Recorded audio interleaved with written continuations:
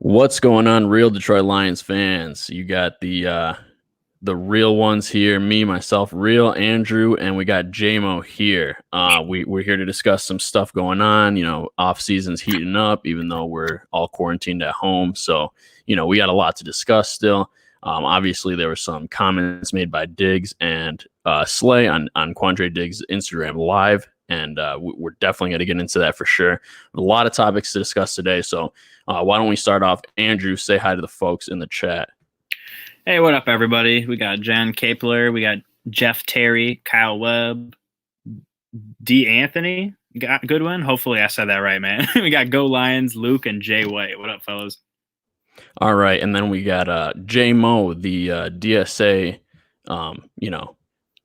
I don't even know what to call you. You're just the man. Oh, man, my reputation precedes me, man. I say it's Free Smoke Saturday, but it's Free Smoke Monday today. So bring it. All right, we're gonna get all the smoke today. So, all right, we're gonna jump into our first topic, and that's we're gonna get into the meat of the sandwich right now, and that's talking about Diggs and Slay's Instagram Live chat. So, this is what happened. So, Diggs and Slay obviously are off the team now, and they had some gripes with Matt Patricia, our head coach, and they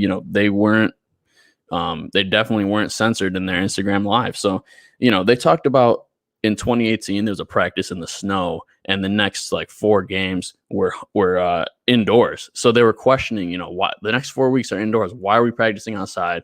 There's snow on the ground, higher risk of getting hurt. This is ridiculous. And then Diggs, later talked about the finale of the 2018 season where we beat the Green Bay Packers in Lambeau 31-0. And he talked about how at that point in the season, a lot of players were fed up with the coaches and they were not taking anything very seriously that they were saying, and they were blasting music in the locker room, didn't care what they had to say. And what happened? They went out and they destroyed the Packers, and obviously the game was moot. It was already over. We weren't going to make the playoffs. Game didn't matter at all. Yet we still blew them out. So Diggs was saying, that should be the culture of the team. And clearly that's not happening. And we're not seeing the performance we want. And then he went on to say how when he heard about him being traded to Seattle, he was jumping up and down in excitement because this was not the place he wanted to be. And obviously, as Lions fans, that's something we hate to hear. Just somebody that's leaving our city, leaving our team, jumping up and down, a guy that's been a captain of our team, a leader in that locker room. That is heartbreaking for me to hear. So, and then Slay even talked about the Diggs trade and how he didn't talk to Paul Pasqualoni, our defensive coordinator, for 2 weeks after that. And even though Paul Pasqualoni was going up to him saying that you need to convey a positive attitude in practice for the younger players, Slay wasn't having it at all. He just did not want to be there. And, we saw the things that took place with Slay during this season and us wanting to trade him and so on. So that all being said, what do you guys have to say about what they talked about on Instagram Live? Andrew, why don't we start with you?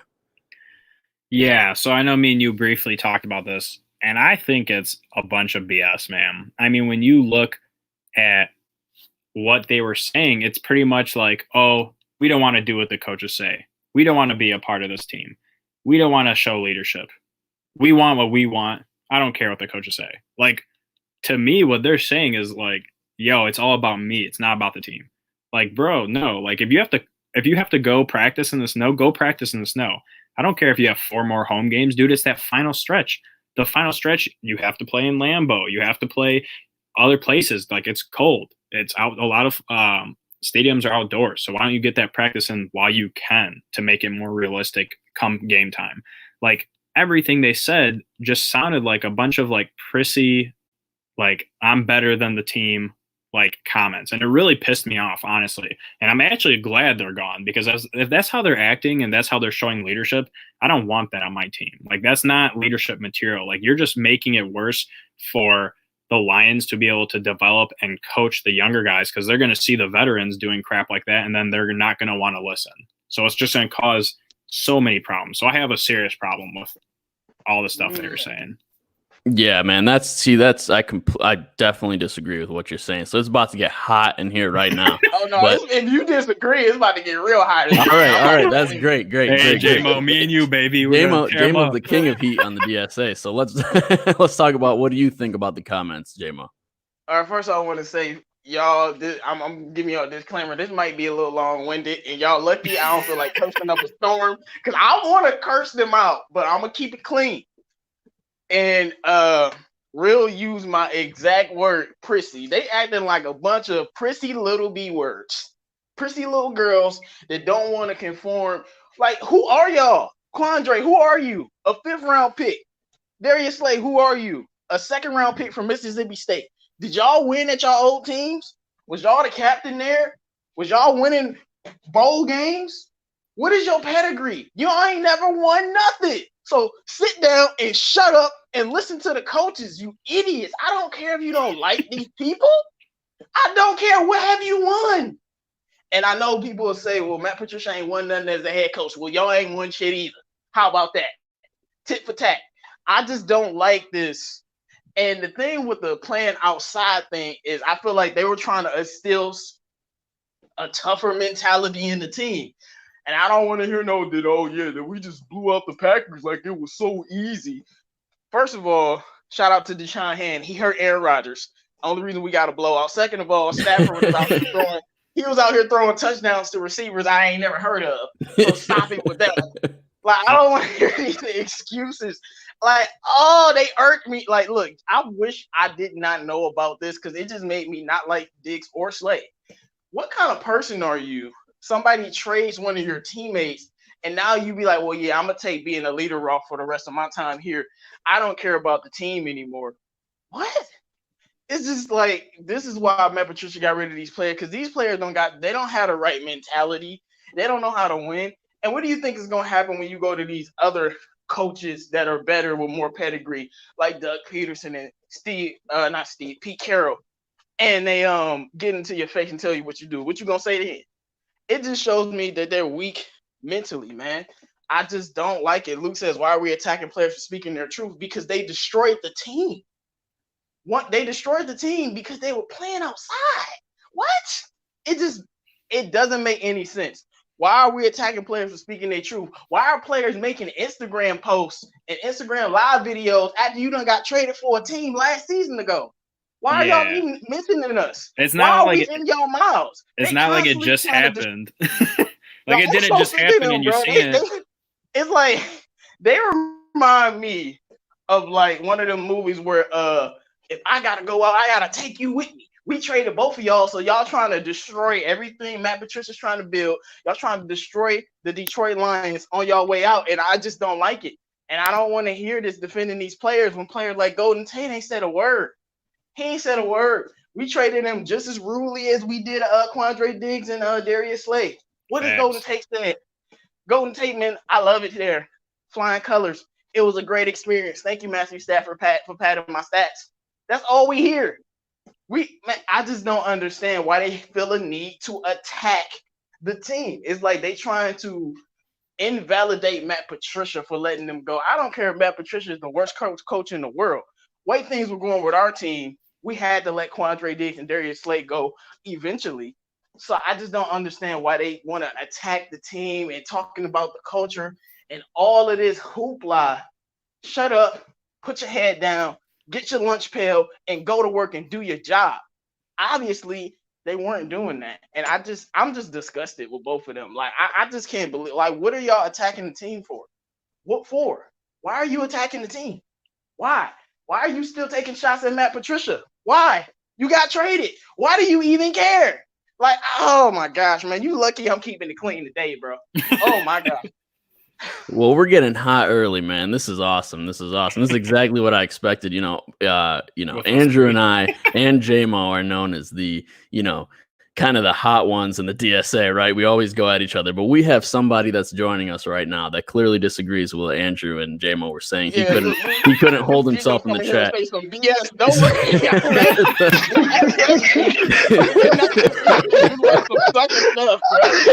Some sucker stuff, bro. Like, y'all got traded off the team. Y'all want a video bashing the team. Like, what for? It makes Here we go. Okay, listen. I'm not trying to say that. I asked the question of, like, y'all got me. Listen, I went on break early for work. I'm like, damn that. I gotta say something. Okay. Here's my thing, people. Why are we attacking the players for speaking their truth? They're just speaking their truth. I'll tell you, And it's not like they said something that's not true. When I watched the whole thing, this is exactly what they said. They talked about the understanding of how this team was ready to rebel against this coach. This team was. They even talked about how Snacks told them that, hey, the way you're using me and stuff, he wasn't even receptive to it. I want you to be right here, do this. And then after he did what he was told, the guy came in there and chewed him out. And he say Snacks snapped off on him like, bruh, I told you that's not going to get the most production out of me because it's just basically you want me to take up the spot. I did what you asked and you still yelling at me. This right here would be asinine if they did not make good points. Like, it does make some good points, like, why are we outside on a frozen thunder trying to practice when we finna be in Miami and indoors on turf? Like, that's what they built the indoor facility for. And then I get the whole sucker thing. They got traded. But they went behind it and said that these were players with bad attitudes and stuff like that. Slay even said after he got asked a question by the media, why are y'all practicing outside? He said, I don't know. I ain't the coach. He said Patricia went into the room and was like, who wants Slay to be the coach? No one, by show of hands. Well, we solved that problem. Like he was just straight. Here's my problem. I don't know. I ain't the coach. Oh, you want to take shots at me in the media when we go in that locker room? Let's see if you want to be the coach then. No, I like that. Yeah, because this is what it's saying, bro. It's like Slay is just like speaking his mind, which, yeah, you can speak your mind, but when it's all negative and shit, like, you don't see Patricia coming out and being like, oh, Slay's doing an awful job. He's not performing on the field, but, you know, he still wants to talk shit and try and be a coach. He's not saying any of that. He just wants he said it behind the scenes.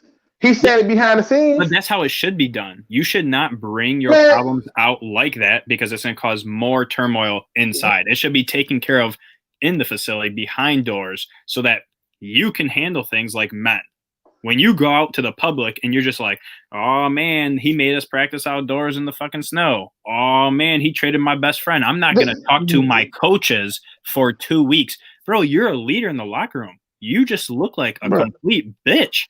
Like, it's very simple. Like, I get it if you're frustrated, but there's a professional way about going about frustration, and then there's this bullshit that they're doing about going about frustration. But let's be honest, they're not even on our team, bro. Like, why are you going on Instagram and you're just going off like this? Because they're putting out false narratives about them that can affect employment. They was telling people that these were locker room cancers who was causing problems.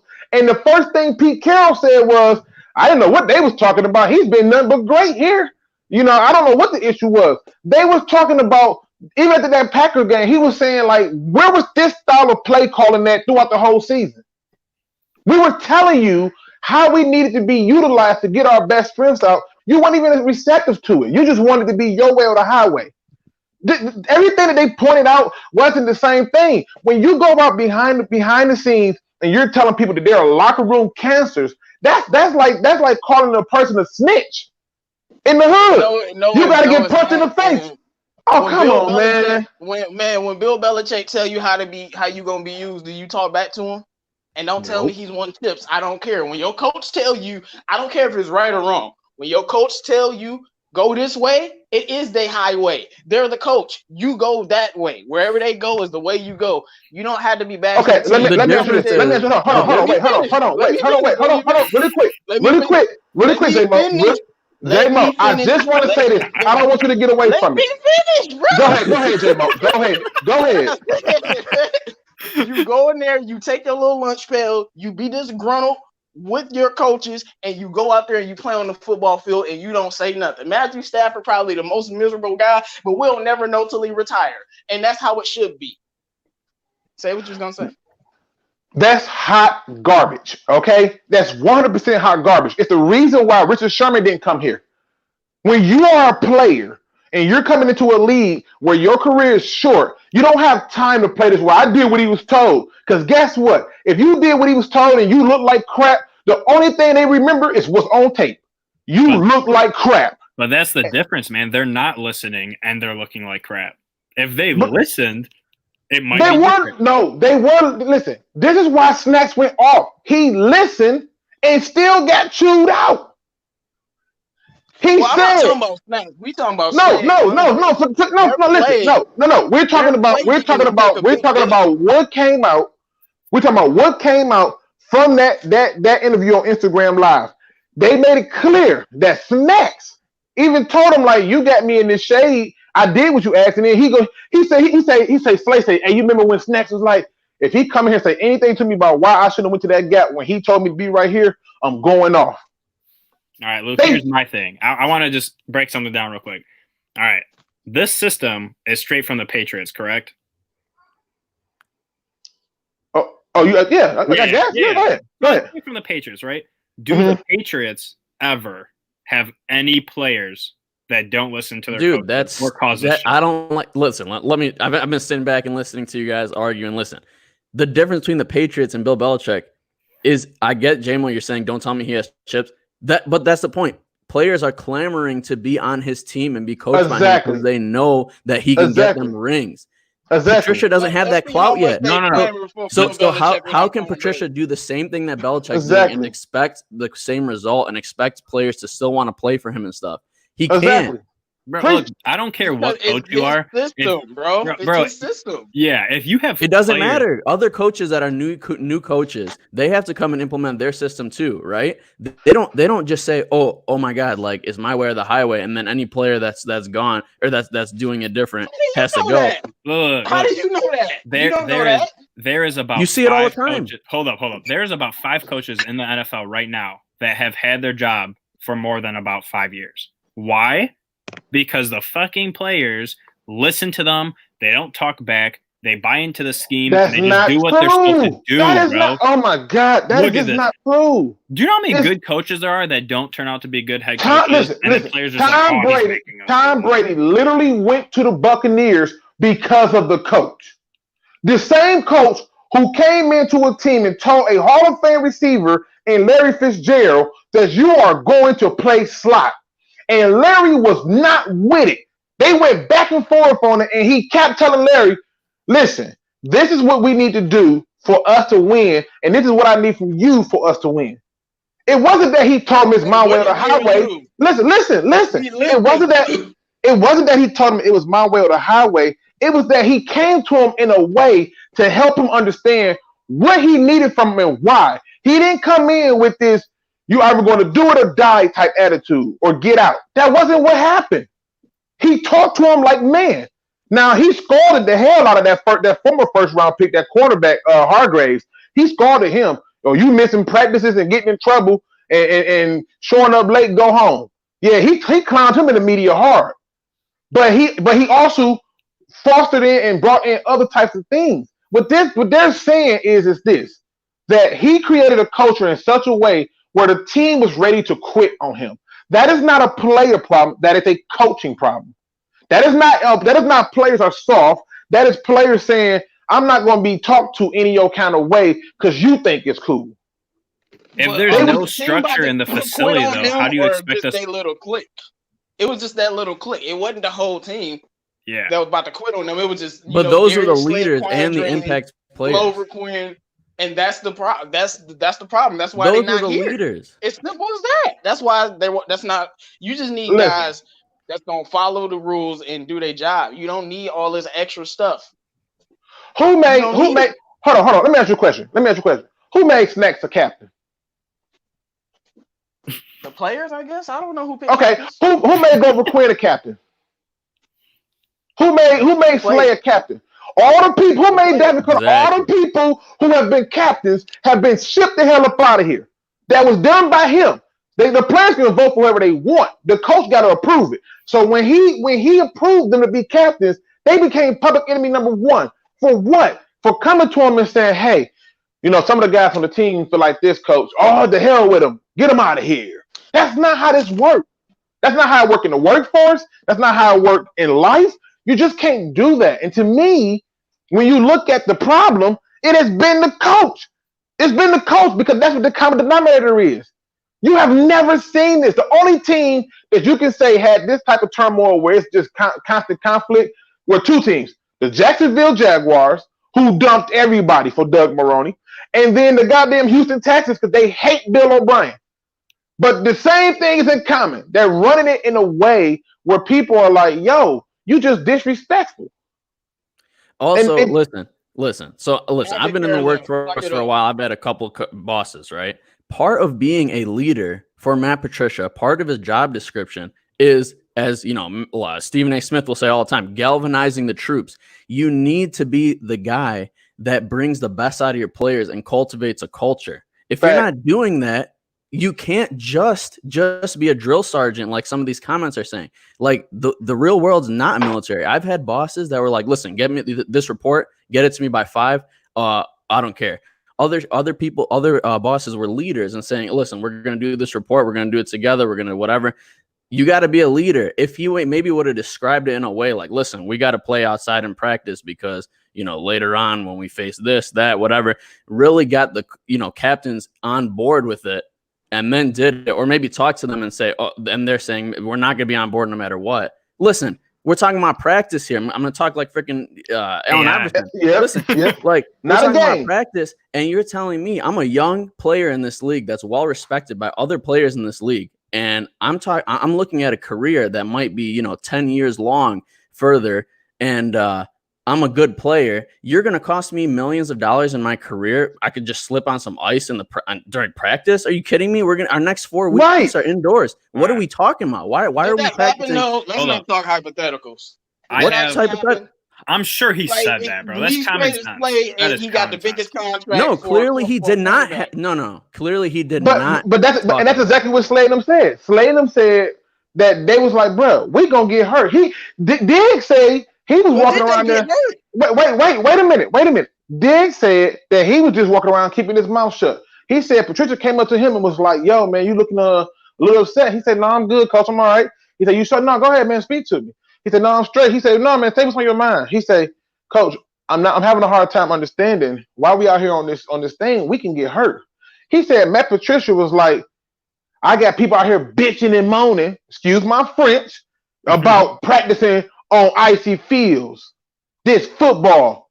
But then he said Diggs was like, listen. Diggs said he was like, but wait, we're not playing on an icy field. Usually people do things to simulate what we're going to play in.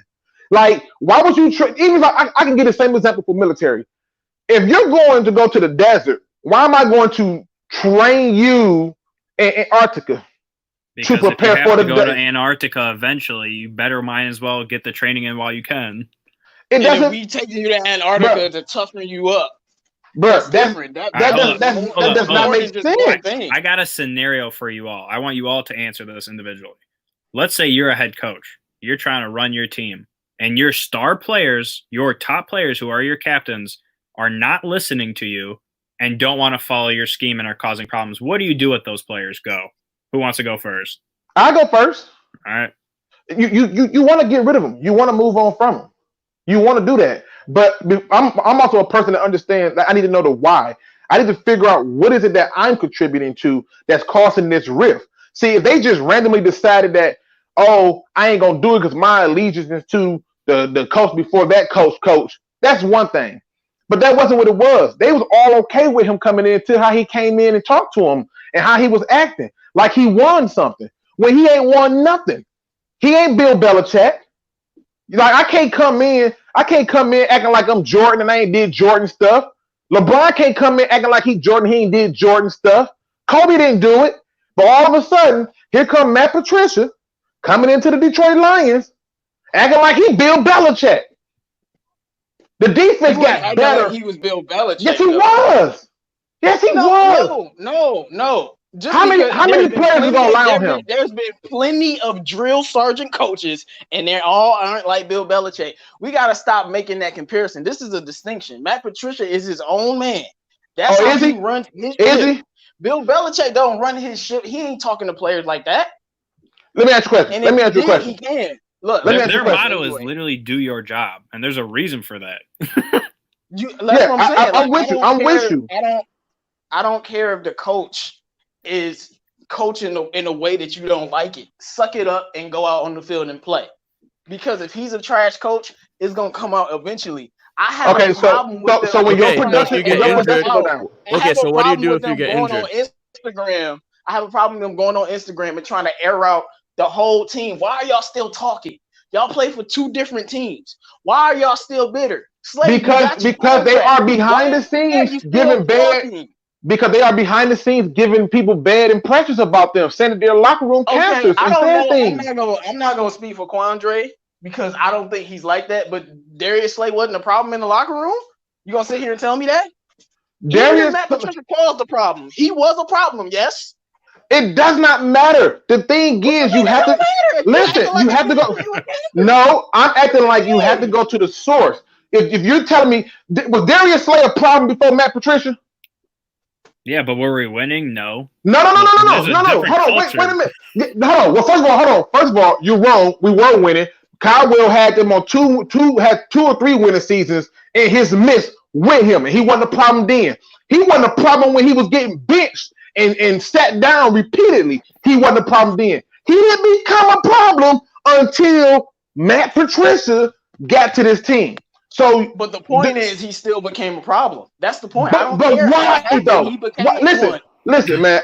Listen. I work why you're a cancer. My job requires me. My job requires me to work with all types of people. And what I've always found was that the people I work with don't just be in those situations. Something led to it. Like a person don't just decide to do something crazy like suicide. Something led to it. A person don't just decide that, you know what, today's the day, I'm just gonna say F it. Something leads to it. You have to understand what led to it. He wasn't a problem before then. And only thing that y'all are focusing on is where he's upset about practicing outside. What about all the other things that they talked about? That's not what I'm focusing on. Where they talked about the whole totality. Can we slow down for a second? Why are y'all even speaking about the Detroit Lions? Like, why? Dude, okay, listen. They're talking about the Detroit Lions. That's what they're known from. They're known from playing on the Detroit Lions, being Pro Bowl players on the Detroit Lions, and being traded from the Detroit Lions because of their beef with Matt Patricia. So that's what everybody on Twitter is talking about. That's what everybody wants to hear about. That's what every media person that's talking to them is asking them questions about. They're not asking them questions. Oh, how do you think the Eagles are going to be next year? No, they're like, oh, why? What happened between you and Matt Patricia? That's why. And then people on Twitter are like, oh, you're soft because you didn't want to play outdoors. Right. Okay, so if your coach tells you, no, hold on. If your coach, so yeah, they're upset because they don't want to ruin their careers off a useless practice outside. So if you're, and then I see comments saying, oh, how soft are you getting paid millions of dollars? You're getting paid millions of dollars. You can't practice outside. It's icy in the snow. Any single play, you can injure yourself and ruin your career. Really? Okay, so if your coach told you, if I tell you I don't want to go ice skating because I can't ice skate, I might break my ankle, and then I go ice skating and nothing happened to me. Who was right? The risk is right. There is no wait. There is no right. There is no right, bro. Okay, so hold up. What if the coach told him, we're going to practice on concrete tonight? What about then? Did they have to just shut up and do it? It's not that different. How is that different? You would not have to ever put yourself in the position to play on concrete.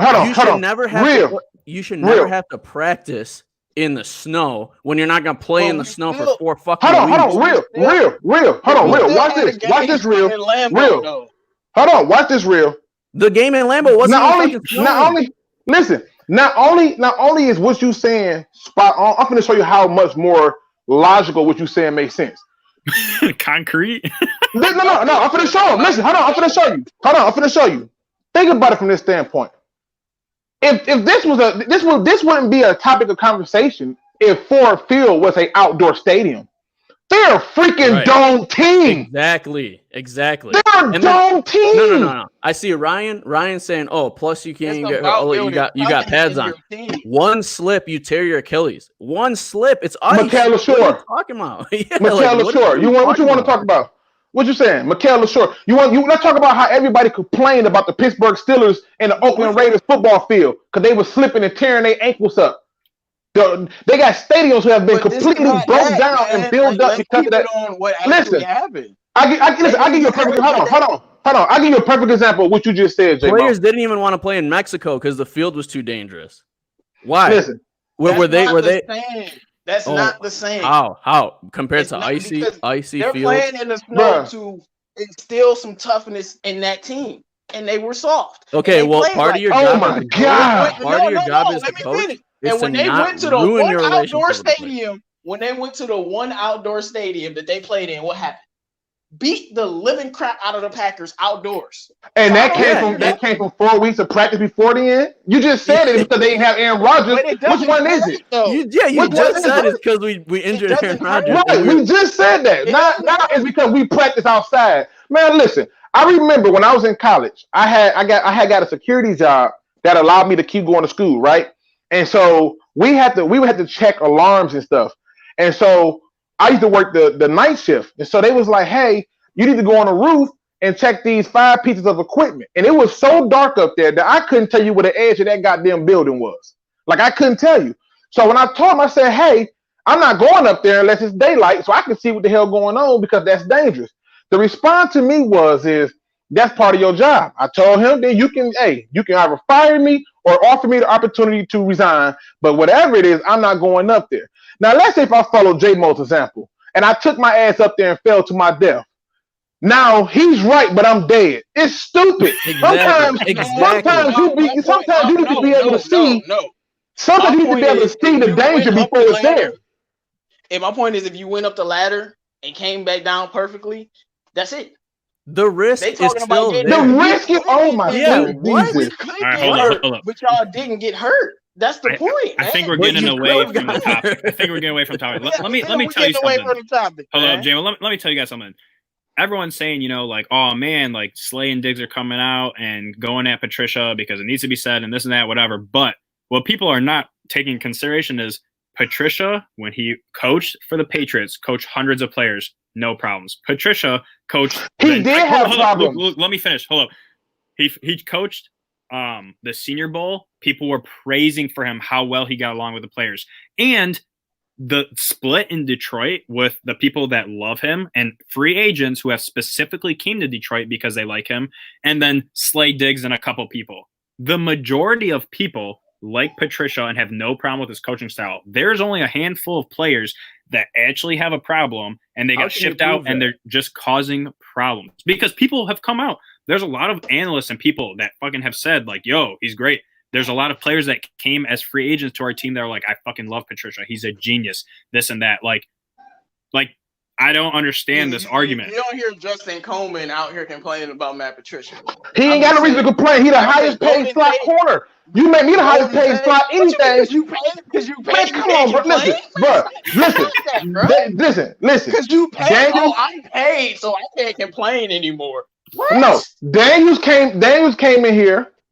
Think about this. Who else was gonna pay him like that? Stop playing. Who was gonna pay Justin Coleman that kind of money? Everybody, every single free agent that's at. Are you crazy? Look. Each year, the top free agents of their position get the highest paid contracts every single time, even if they're not the best at their position. No. Who was going to pay Justin Coleman that money? Bro, everybody. No, they was not.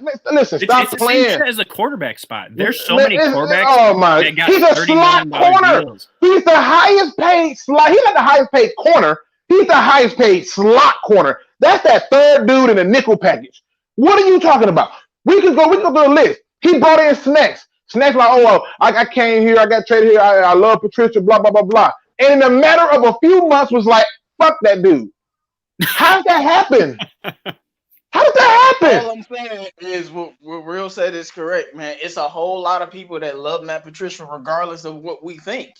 And the players that didn't like him, Slay, Glover Quinn, but Glover Quinn didn't really say much. Quandre, but Quandre didn't really say much. Snacks, they're gone, and it's a reason why they're gone. Yeah, but these were all people who were I leaders. just don't Ain't like no that whole listen. going on Instagram thing, man. I don't like it at all. I tell you what. I wouldn't be a captain on this team.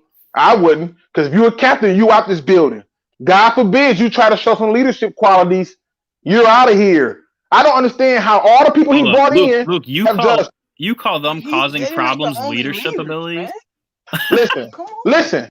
I want to be clear about my standpoint on this. Okay, I want to be very clear. I am about trying to figure out where the problem started and how did it get this far. And what I do is I have a tendency to be able to look and say, how do we get here? One of the things that Mike always talks about is not being in cap hell. We can't just be like, damn, this year we in cap hell. This sucks. I have to figure out, when did we start this cap hell? So to be able to understand how something arrived to it is we had to go through the whole process. They were not problems anywhere else until this man. Quandre Diggs went through a plethora of coaches and was not even starting most of the time and wasn't a problem until this man. Darius Slay was an upstanding. That man went to high school game. He was showing up to people's birthday parties on random to show love. He was doing everything. Love this until that man. Turn around, and we got Snacks, who came here, balled out. They changed everything he did. He talked to him about it. They didn't take it. He's out of here. Talking about he's going to retire. And then when they release him, he wants to play again. There's a pattern that you have to follow. And it starts with our head coach. This ain't nothing new. There's like 3 players that have come out and said stuff about Patricia. 3? Glover Quinn has said something. Quinn, Slay, Snacks, and Diggs. And where are they? No, don't stop there. You had a tight end who you gonna say he wasn't starting no way. You had an offensive lineman who I'm talking about Bales, and then you had an offensive lineman who came here as an undrafted free agent who said that he witnessed Patricia asked Carryon what year was Ford Field built, and when he didn't know, he got cursed out. Why? I mean, there's players that don't like him, and there's players that do. Yeah, I think you're relating Patricia, like you don't like Patricia as a coach, so you trying to use all of that to get a player. No, I'm just saying everything you were saying was talking about Patricia not being a good coach. I don't care about that. This is about these players and messing up the locker room and then going out in the media and trying to make us look worse. I don't care that Patricia said that stuff to Slay. Now Slay don't like him for the rest of the time that he's there. Okay, that happened. You shouldn't have did that. But that doesn't give you an excuse to be a problem. It's not an Patricia excuse. is the reason where would it been a problem at? Where would it been a problem at? Is not talking to the coaches. Not talking to the coaches. I mean, come on, dude. Paul Pasqualoni was like, first of all, Paul Pasqualoni was almost dead anyway. He had no business being our coordinator. Man, when he was a coordinator, listen. Look, I agree with you, Luke. I agree with you. He was out the door, but the problem is that even if you know that, even if that's the case, that doesn't give you the right to just be a shitty teammate, shitty player. I saw a statement from Oh My God, We Talking Lions, I think it was, who said, I'm not risking anything without a fully guaranteed contract. And when I look at the players, all we doing is victim shaming. All we doing is this is like looking at the person who gets raped and say, well, she shouldn't have been wearing that, or she shouldn't have been there. Instead of saying, why these dudes can't control themselves. It is. It is. Y'all talking about what they saying to me is gonna end up me having a bad contract. No, that's not what I'm saying. What I'm saying is this. No, you was talking about their reputation being damaged, so they did the video to defend their reputation. That's what you said.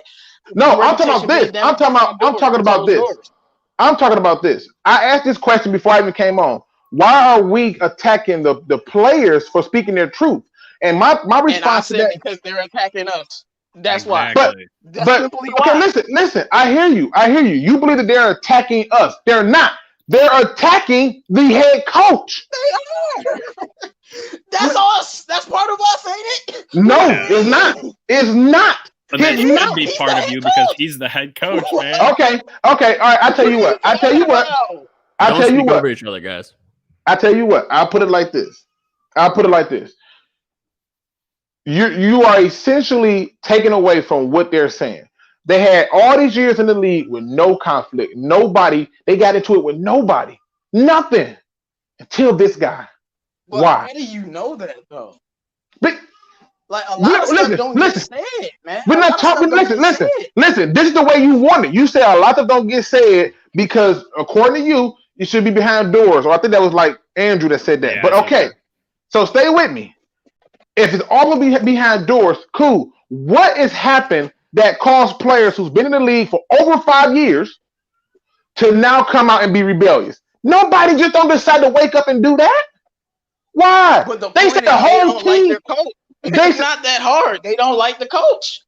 Right, and that's the problem. Who is that? Right. So wait. So listen. They don't like how many players don't like their coaches? It's plenty of players that don't like the coaches and they're vocal. But they said the whole team was going to rebel. They just saying that because to make them look better. The whole team wasn't about to rebel because they're not the only leaders in that locker room. If the whole team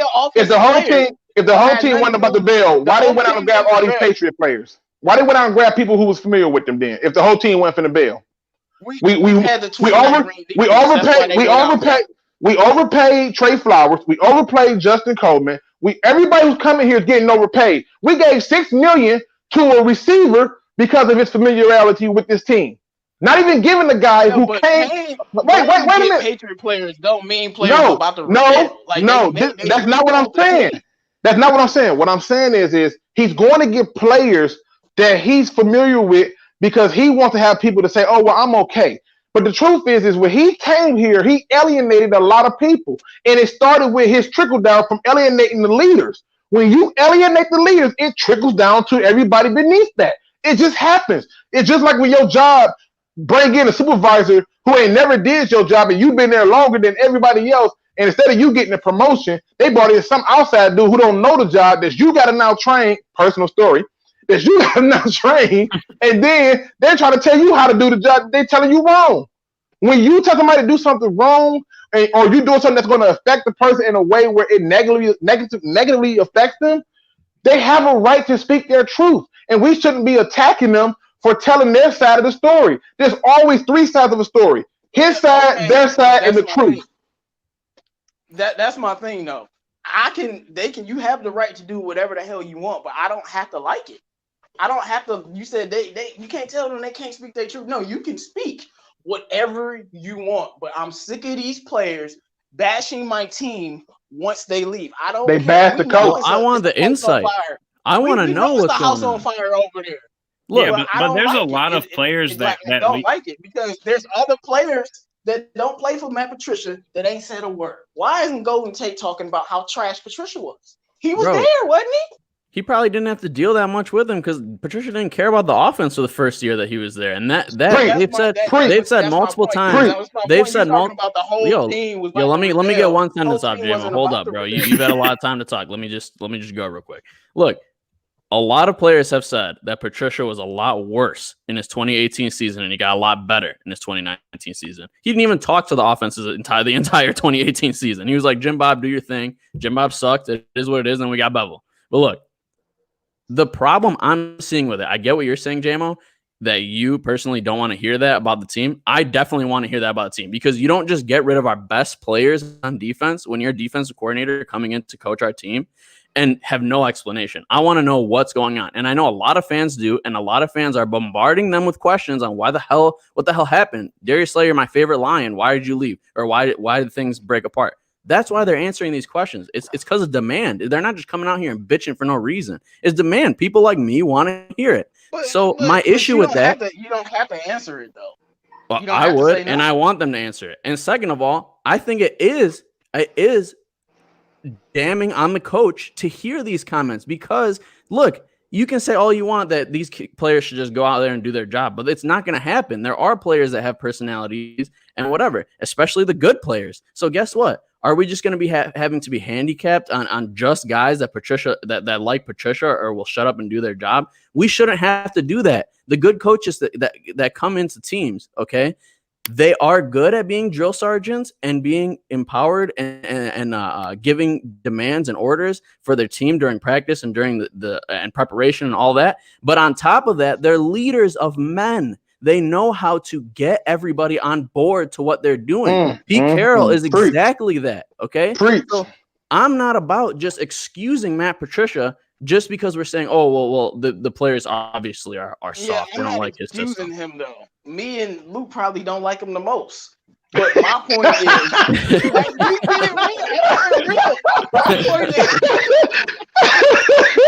my point is, I know he isn't a good coach. I know he said some reckless stuff to Slay. I know all of this stuff already.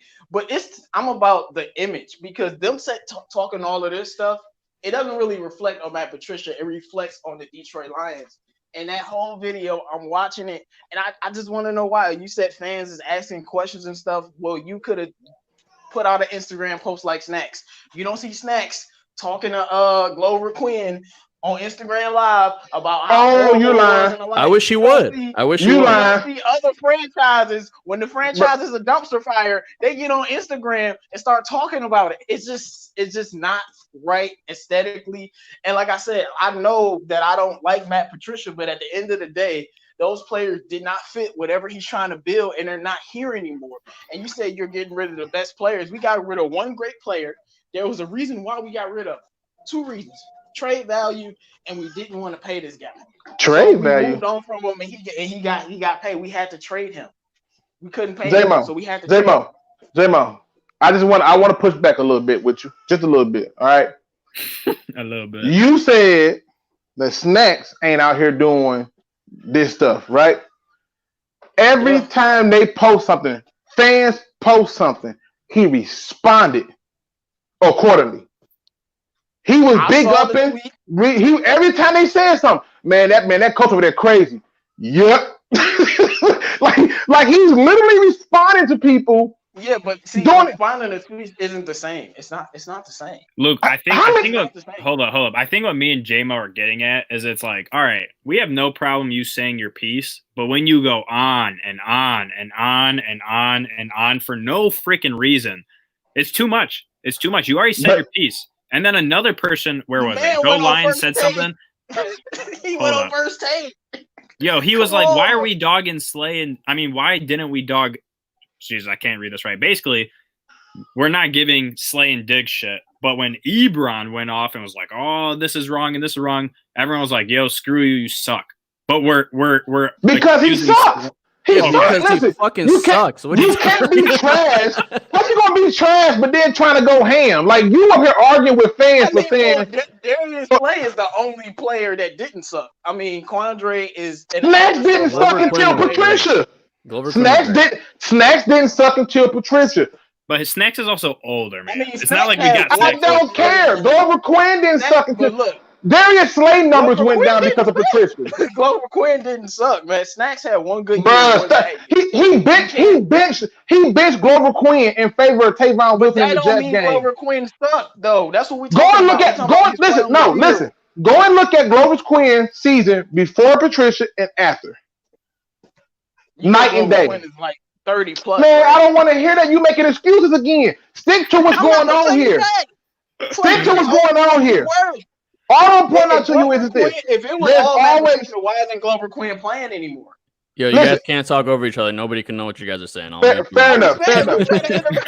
No, fair enough. Listen, all I want to say is this. I think Andrew made a very good point of saying that they going on and on about it. I get it.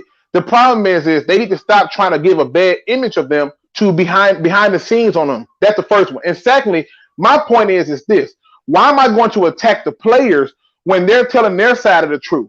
The Detroit Lions had a PR person come out for Matt Patricia to write a speech, okay, for Matt Patricia to explain his side of the story. Now, somewhere in between there is the truth. It's just that all these players, and it's not a small amount, it's a lot. All these players are saying the same thing about the same person, and I'm not always a big believer because everybody's saying it is true, but when I saw him go ham on a reporter who is not his player. I'm trying to figure out what's really good going on right here. And it leads me towards the player side a little bit more. Okay, and just like Real said, there's a whole collection of players that have said the complete opposite. And just like somebody else in the chat said, Snacks missed OTAs because of his contracts. Who knows how good of a shape he was in? But I'm not going to attack the players in their place. I don't really he didn't say that. Those players played that bad. Snacks said in the chat said that. Oh no, Snacks said he missed OTAs because his wife was having a baby and she was high risk and she couldn't take care of him, so she needed him, and he told the team that he don't know why they. Hold up, Luke. I'm sorry, I'm gonna interrupt you. But wait. Hold up, J-Mo. He said that 100%, Luke. You are right, but everything Snacks was posting was, if you look at first and second down, odds are that they run, and I'm obviously a nose tackle, and this and that. He was defending his case for a contract. The whole offseason, the reason why he initially was not at OTAs and stuff was for his contract, and then later on, then he was having a baby. But the whole thing was about his contract. So he literally didn't go to workouts. He didn't do all this crap, was not supporting the team and being a true captain, like everyone, whatever. Nobody does nothing for free. I'm not, listen, I don't show up to, if I worked at Kroger's, I'm not showing up to Kroger's to work because I just love Kroger's. You got to give me some money. And he was grossly underpaid. I just wanted to make it clear that don't attack the players. Understand that that's their side of the truth, right? Because Calvin Johnson's still talking about it too. And that's their side of the truth. Him, don't we? We do. But the thing is, these other people have not, like Diggs and all, they didn't get a chance to tell their side of the truth, and everybody get their side of the truth out. Then you get down to the real part of it, which is the truth. I just don't like the idea that we're so quick to lean on the side of Patricia, because soon as Patricia have a losing season, none of us is going to be talking about, he worked in the death of good. We're going to be talking about some get his butt up out of here. And Sladen was right.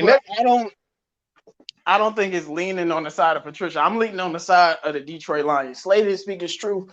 Slade is probably the first Lions player I ever seen on First Take, like in years. And he went on First Take, bro. Once you do that, you and he let out the story, like he got to speak his truth. But Slade, this is what I don't get.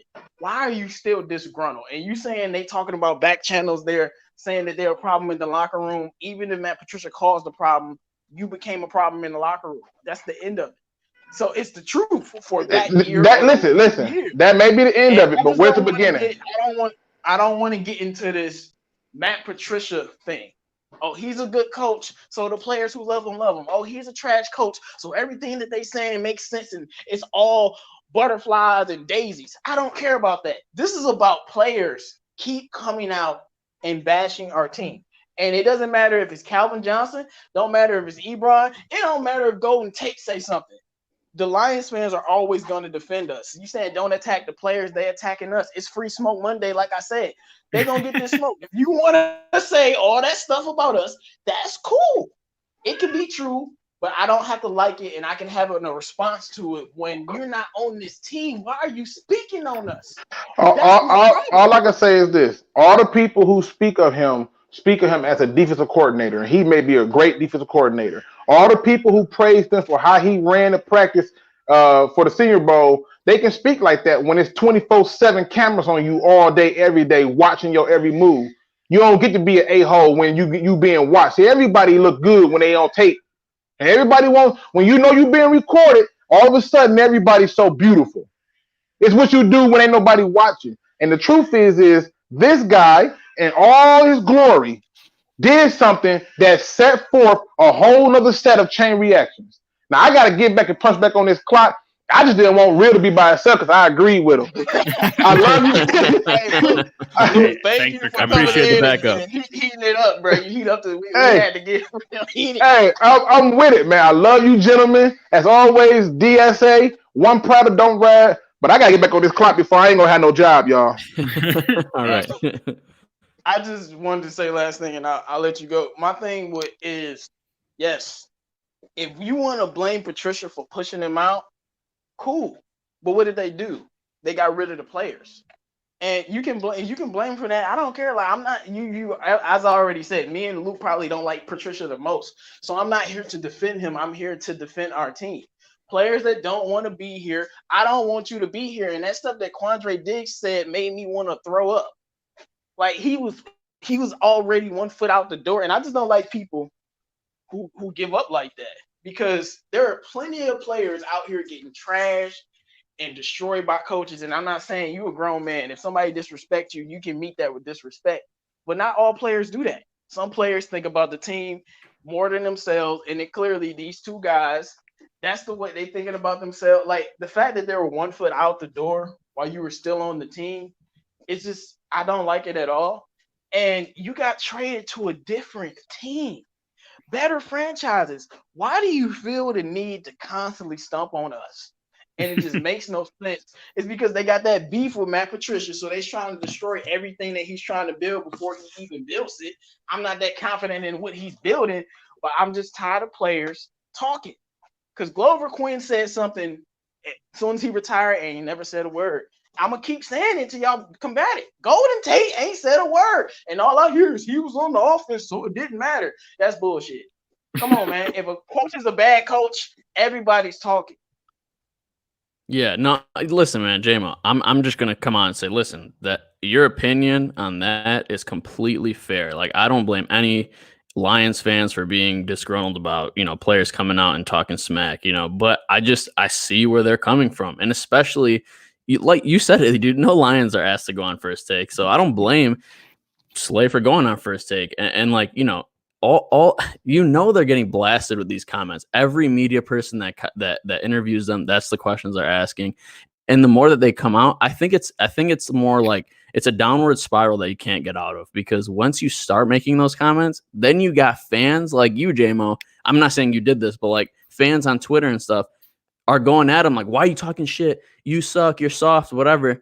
Or you clearly, you declined in play. And then they feel the need to defend what they've already said. And then they got to go out and, kind of either backtrack or go full in like, no, listen, like, I don't suck. This is what happened, blah, blah. And then the more that they say that, more fans are coming out. Why are you talking smack? You're soft. Just shut up. You're on a new team. Listen, I get it, but they should have just shut up. He went on First Take. I like Quandre. Maybe I'll give him a half a pass. Slay went on First Take. I don't want to hear a word from you, brother. Like, because when I saw First Take, I'm like, Slay? Darius? Who? I'm like, no, man.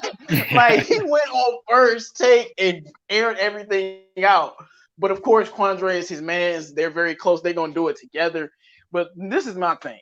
Detroit Lions as the franchise, we already got a dark cloud over the franchise.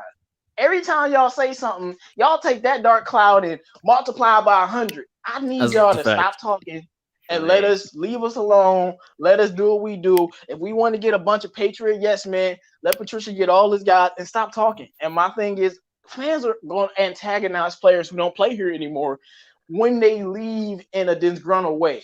A lot of people didn't like the way the Golden Tate was traded. I was actually a fan of it. But why don't they talk to him this way? And then you'll tell me, well, he was loved. Everyone loved him. Who didn't love Slay? Right. So it's just but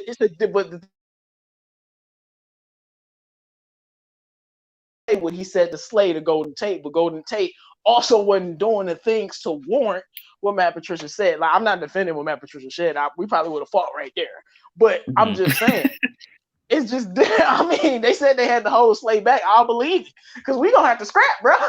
But, and that's why Matt Patricia isn't the best coach. But my thing is, I'm trying to put all this stuff behind us, man. We already a horrible franchise. We don't need the news storm. We looking like the Cleveland Browns right now. And I'm trying to have a clean slate for this year, because either if Matt Patricia don't do it this year, the whole team getting blown up. So if you care about the team, you better hope he's successful, because it is what it is, man. No, that's 100% fair. And I think it's also the fact that it's not just this. It's also like things just coming out here and there, like that one tight end talking about he was yelling at Carry-On in front of the whole team. Just things like that are like, we keep hearing these things about Matt Patricia I want to know more. Like, I wish we had Hard Knocks this year, seriously, so that we don't have to hear it from fans. We wouldn't have to hear it from fans. We could just see it ourselves and see what's going on. Because like at this point, I'm disgusted from all the news I keep hearing about Matt Patricia and this coaching staff, and I just want to know if like this bringing in his guys. I just hope it works so bad so that we don't have to ever talk about this crap again. I don't know if it's gonna work on the field, but it'll work in the locker room. Cause like, what is Trey Flowers gonna say? Right. Trey Flowers is a brother that I want to hang out with because I know he's a good brother. Like, what is he gonna say, man? He gonna be cool, calm, collected. He gonna be Trey Flowers. That's why you go bring in a Trey Flowers. But like this whole thing, I'm not trying to defend Matt Patricia because y'all know I don't really like the guy. But I'm tired of players just coming at us. I can't get over it, man. We gotta move on. We spent an hour on this topic, man. Right? Yes. So we actually have a lot of good topics, man. And I see we only got 17 likes and there's a lot more people watching. So why don't you just take a second, hit that like button, subscribe to our channels, and hit that bell. You know, that bell lets you know when we're actually live, and it's not always on the same time. So just so you can stay up to date. Yeah, and we definitely went way over time on that topic, so we're gonna have to cut some of our other topics out. Honestly, we could probably go over one or two topics. So I'm gonna start off with this one.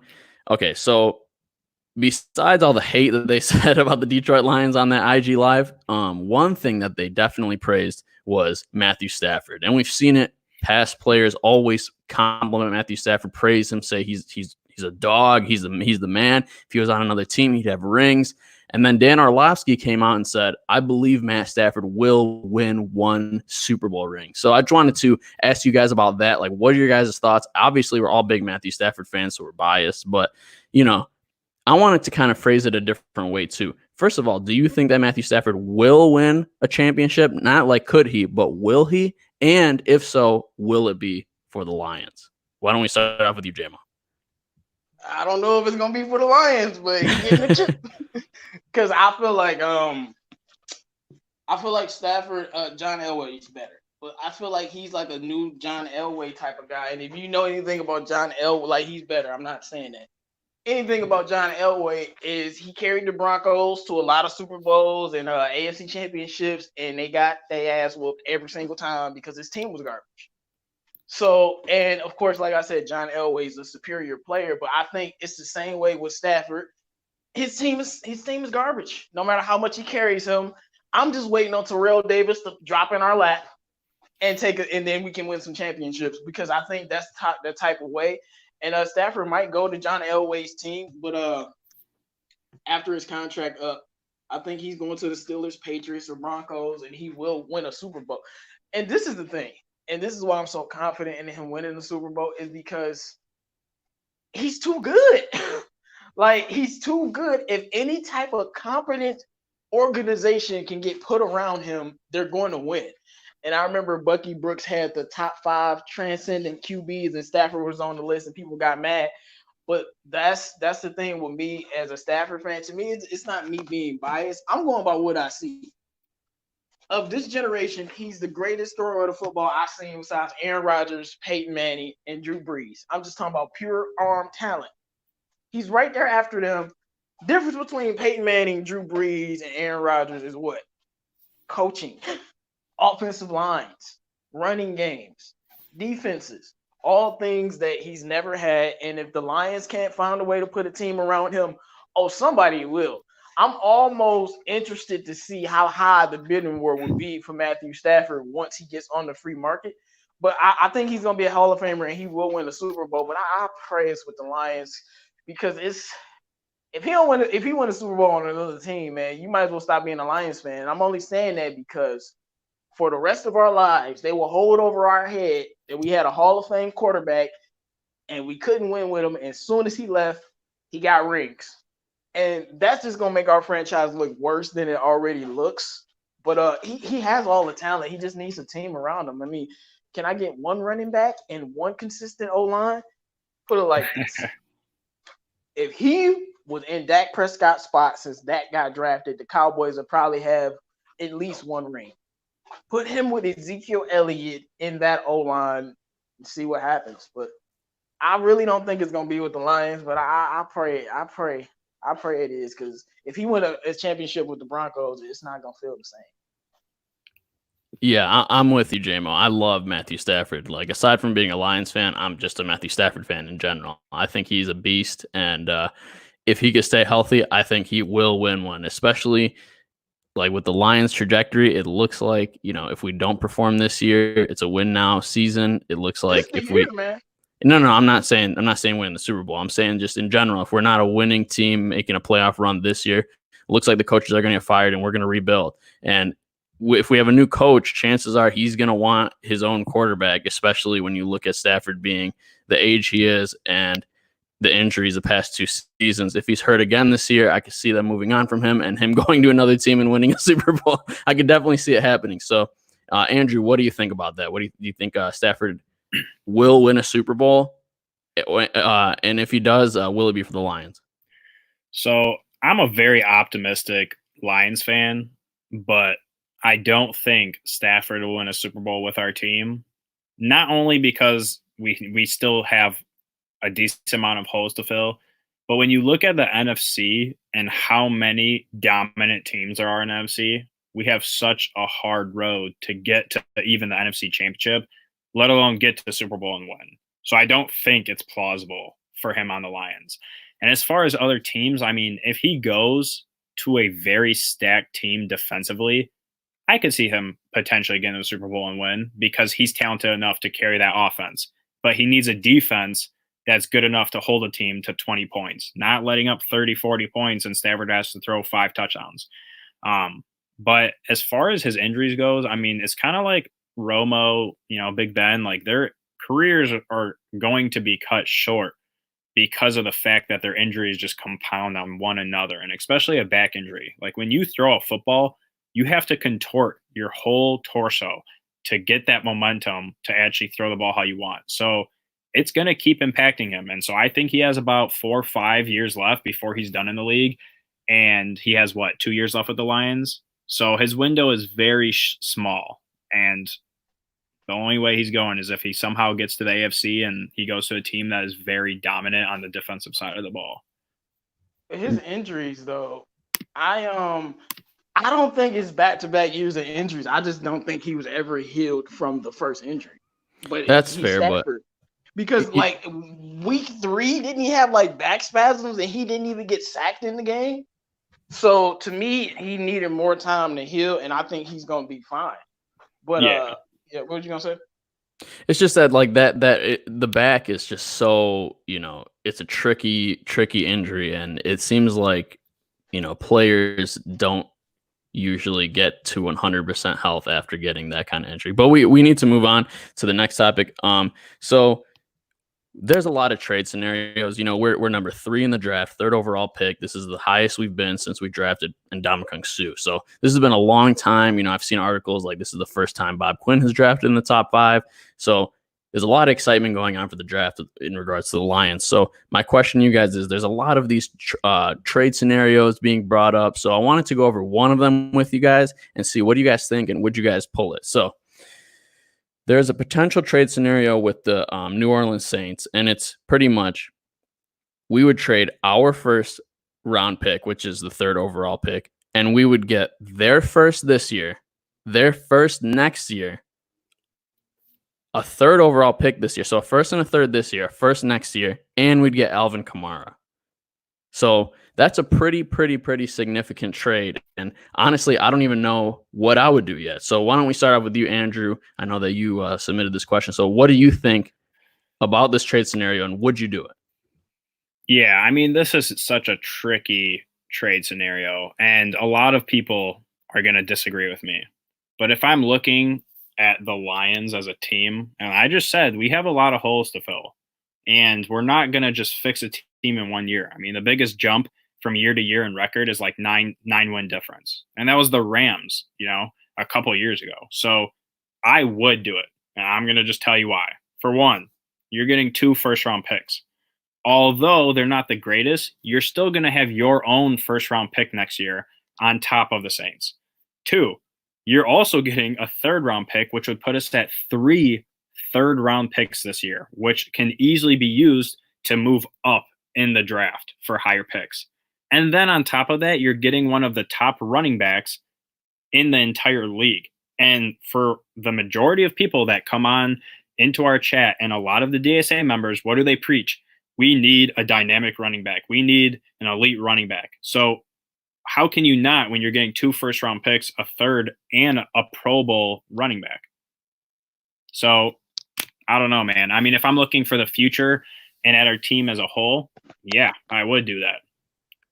Okay, I'm just going to go out with what I would do. I don't know if I would do this trade, only because Kamara is on a 1-year deal. So we'd have to, re-sign Kamara. He'd be a very expensive running back, definitely being paid in the echelon of Zeke Elliott and Todd Gurley and those kind of guys. So you're going to have a really expensive running back.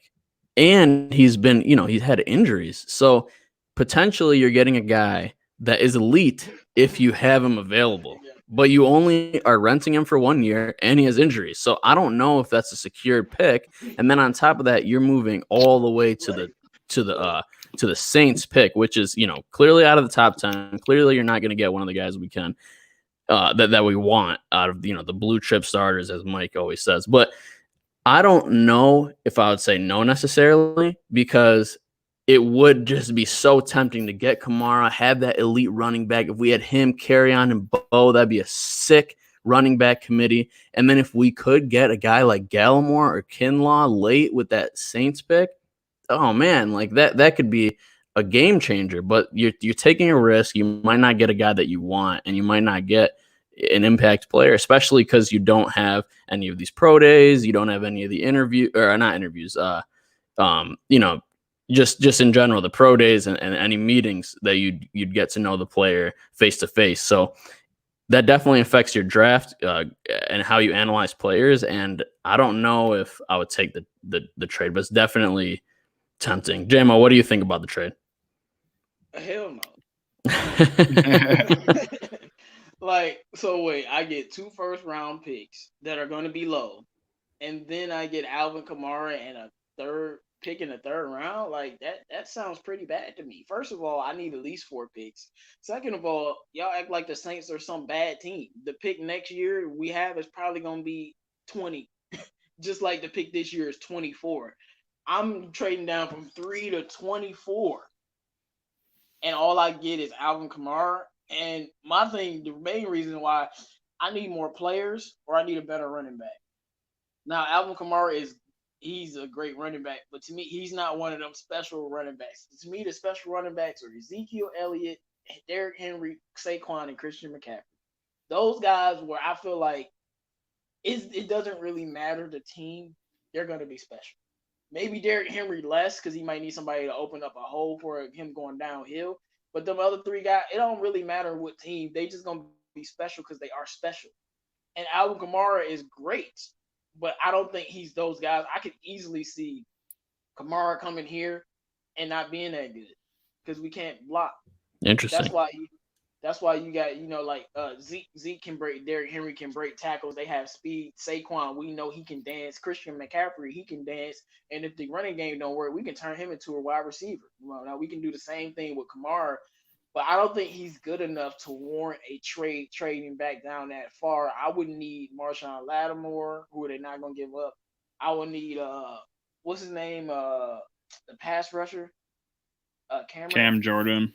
Yeah, Cam Jordan. I need a better player than Kamara, and then you have to repay Kamara. So, what if we did do this? We got Kamara, but let's say Kerryon is the best running back. So now you got Kamara up and Kerryon up. What you gonna do? Exactly. That's you got a tandem, man. A lot of the successful running you groups. Got to pay both of them. Well, and we Kamara's still got Kerryon, that rookie. Money. I mean, no, Kerryon and Kamara got drafted in the same draft. So you gonna have, my point is Kamara will want the big bucks, and then Kerryon, what you gonna give him, the mini deal? But what if he's like, you know what, I'm gonna try free agency and we lose him? I think we can replace Kamara's production, is what I'm saying. Whether drafting a running back or something of that nature, we can replace his production. It's like we don't need the player. That's my thing. The player is the problem. Lattimore, a pass rusher, one of their linebackers, cool. But Kamara, we don't need him. Now, if you're talking about Saquon Barkley, I don't care what we do. Like, you know what I'm saying? You're talking about Christian McCaffrey or Derrick Henry or Ezekiel Elliott. I don't care if we got every running back in the world. Give me those guys because they're that good. And I don't think he's at that elite echelon of like those 4 guys. And the picks, it's not enough. I don't know how you be okay with this real. The pick is not enough. The picks. That's Andrew okay with it. Andrew. I told you I call y'all both real. I know, I love it. Andrew, man, I don't know, like. It's hard, man. It's hard. I'm just looking for the future. Carolina, my point. What if you traded with Carolina, the same deal, and we get Christian McCaffrey? And then my point is, we will get a higher pick with Carolina this year, and next year Carolina is not going to be that as good as the Saints would be. So you see what I'm saying? We'll get higher picks both years and a better player, but they're not getting rid of Christian McCaffrey at all.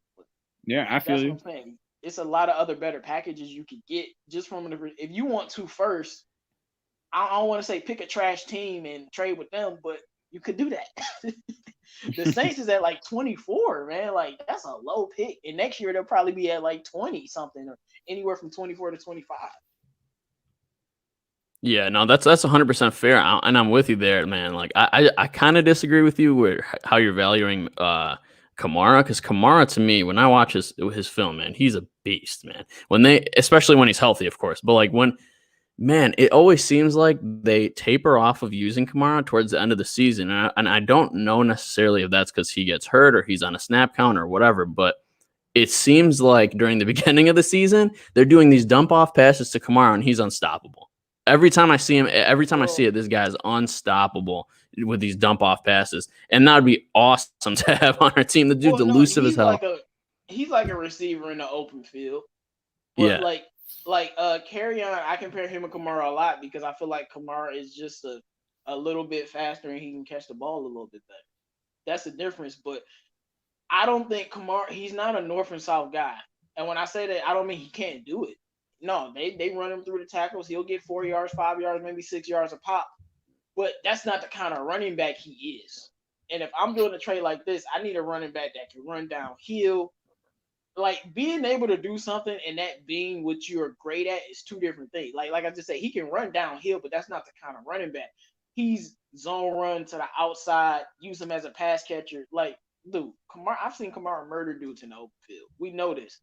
But I would rather have somebody like, I can't believe I'm saying Christian McCaffrey because they wonder his durability, but that dude can run in between the tackles. Like that's what he does. Derrick Henry, Zeke Elliott. I don't know, man. And then he has injuries too. I just don't know if it will be worth it. Okay, yeah, that's 100% fair. All right, let's move on to the next topic. So, first I want to say this. So, guys, we've been on for an hour and 17 minutes. This is the time where you guys drop some questions in the chat, and we will answer them. But before any questions get dropped, we have one more question to talk to you guys. So, okay, so we know now that the draft is going to be all virtual. Everybody's going to be on their, I don't know, Zoom meeting or whatever they're going to do. So, obviously, we're not going to have coaches and personnel in a war room per se. They'll probably be, on some kind of private Zoom chat or something and then talking to each other and make the pick. So the question here is, how do you think that this will affect the Lions draft, if at all? So Andrew, let's start with you.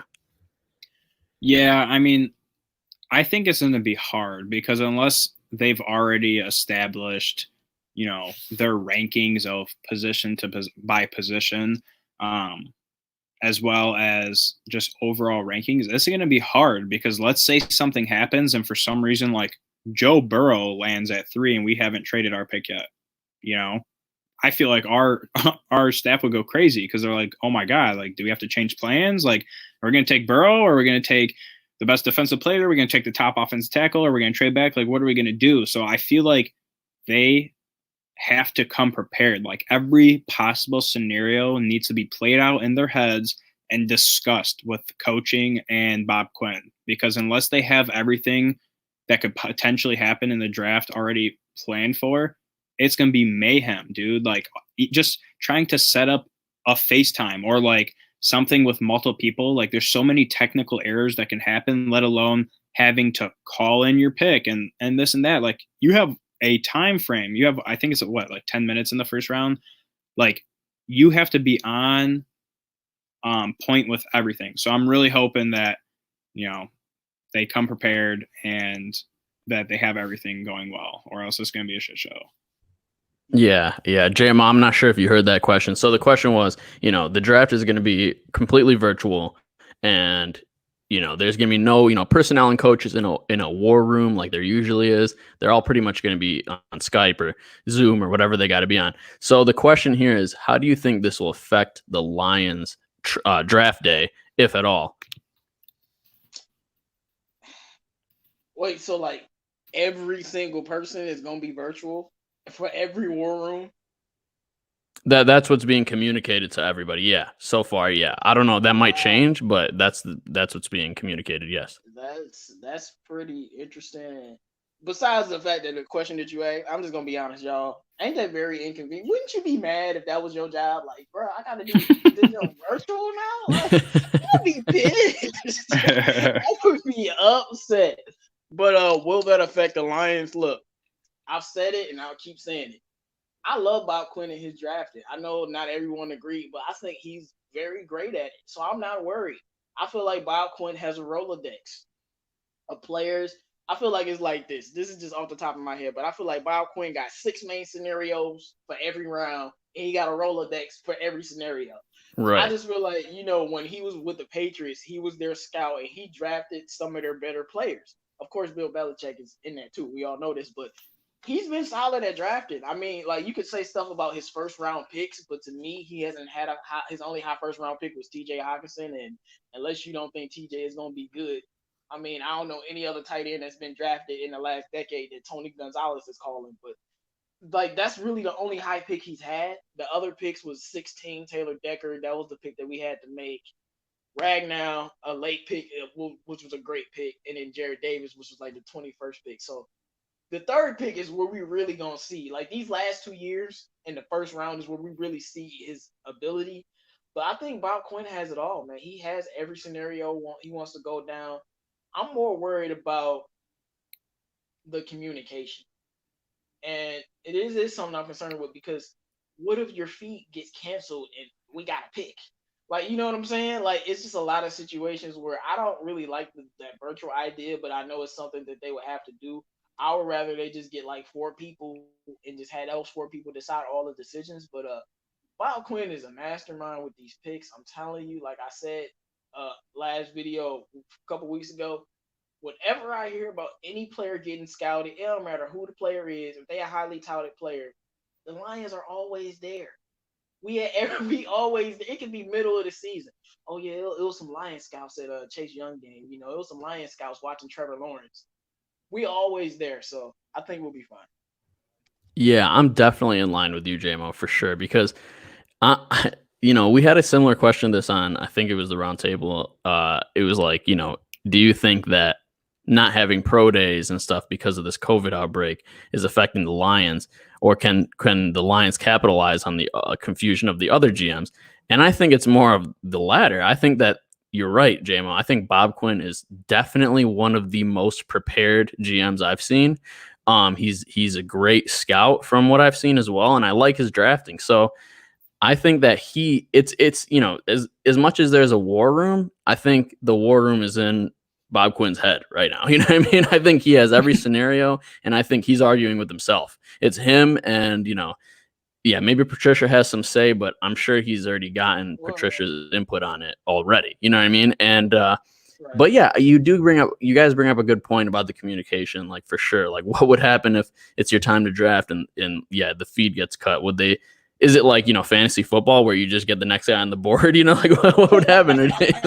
Like, I don't think that's ever happened. Or like you miss your pick, you don't get the 3rd overall pick anymore. So I just feel like this is a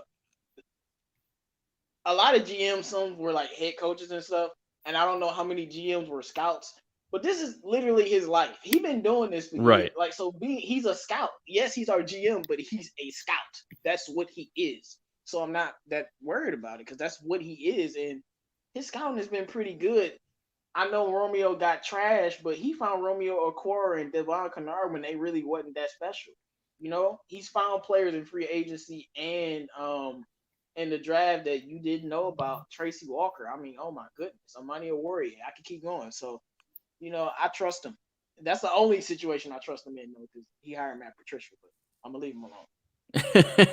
Yeah. I think we're all in agreement there. All right. So I'm not seeing any questions in the chat right now. So you know what? I'm also like Luke. I'm still on the clock right now. This was my lunch break, so I kind of took an extended lunch break today. But hey, I'm working from home, so they don't got to know that. You know what I mean? So so we're gonna head off, guys. Thank you all for joining and watching us. Thank you to JMO and Luke and anybody else in the DSA that's been in the chat. We appreciate the support of all the DSA members. Subscribe to everybody in the DSA. But now I'm going to hand it off to JMO for his last words for today. JMO, go ahead, bro. I do want to say something about when Luke hopped on earlier and Eric, we had this 4-way, everybody talking at the same time argument. My fault to everyone that's going to listen to this. In a heated moment of disagreements, it's all love.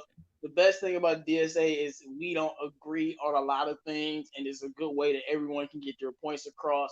That was just a big hot button topic that had us, either, like Luke's like, while we're attacking the players, we should leave them alone. I'm on the opposite way. It had us heated either way. And it's the great conversations that need to be had. Shout out to everybody in the chat. I mean, that was fun, man. And I said I was ready to snap because I was. But, it's just fun. And I just hope players stop talking about the Lions and we can keep our head down. I'm glad we wasn't on Hard Knocks. I know a lot of people disagree with that. But I don't need us to become any more of a caricature and any more of a clown than we already are. And that probably would have did it. That probably would have took the cake. But it is what it is, man. Shout out to everybody in the chat. Make sure you hit that like button, and let's pray that we have a great year this year, because if we don't, we done. Stafford going to go to another team, win a Super Bowl, and then he going to trash the Lions organization afterwards. Then I'm going to have to drop a video like, you know what, Stafford, I'm going to give you a pass. I'm going to be a hypocrite. I can't even say nothing, Stafford. They let you get murdered, dog. I'm gonna just have to be a hypocrite because I ain't get Darius Slay the same energy. But I don't want that to happen. I really don't. I hope we find a way to win some football games, man. Because this is it. To me, like, this is the year, or we done. That's just the way I feel. Yeah, no, 100%. And I definitely agree with you. It was a great, passionate moment we had for an hour on this show. That was supposed to be an opening topic for debate, and it went the whole hour. So that was great. It was awesome to have Luke jump in. He just couldn't hold himself in the chat, and he just had to jump in and fight. So that was awesome. Anytime that JMO and Luke join the Real Detroit Lions fans, it's about to be heated. It's about to be fun, and we love it. And I agree with you, man. If Stafford said one word, you got to give him a pass. We're talking, I'm giving a pass to, Diggs and Slay. I was arguing with you guys because they didn't want to play in the snow with like risk of getting injured. Hell, Stafford plays with a crap O-line and gets sacked 40 times a game. You don't even hear 40 times a year. You don't hear him complaining at all. So, it's the same type of argument. And you don't hear a word from him. So yeah. I love guys like Stafford and just these leaders on our team need to be in alignment with the coach. So we'll see what happens now that Patricia has his guys. But Andrew, what do you got to say for your last words to the people in the chat? Yeah, I just want to say, appreciate y'all joining in, especially during work hours. It was a great video. I love the discussion, especially for an hour long. I mean, that never happens on one topic unless there's a debate. Besides that, just follow us on Twitter, like our channels, subscribe to our channels. If you ever want to reach out, you have questions, or you want us to talk about something specific, let us know. Yeah, absolutely. And like I said earlier, subscribe to everybody in the DSA. Click on, expand the description of the video. All the links of everybody in the DSA is there. Click on them, subscribe to them. You don't ever know whose channels the roundtable is going to be on. You never know who's, you're going to drop some crazy cool content. So, if you're a real Detroit Lions fan, click on all those links, subscribe to all those people, and definitely hit that like button before you go. But thanks everybody again. We'll see you later.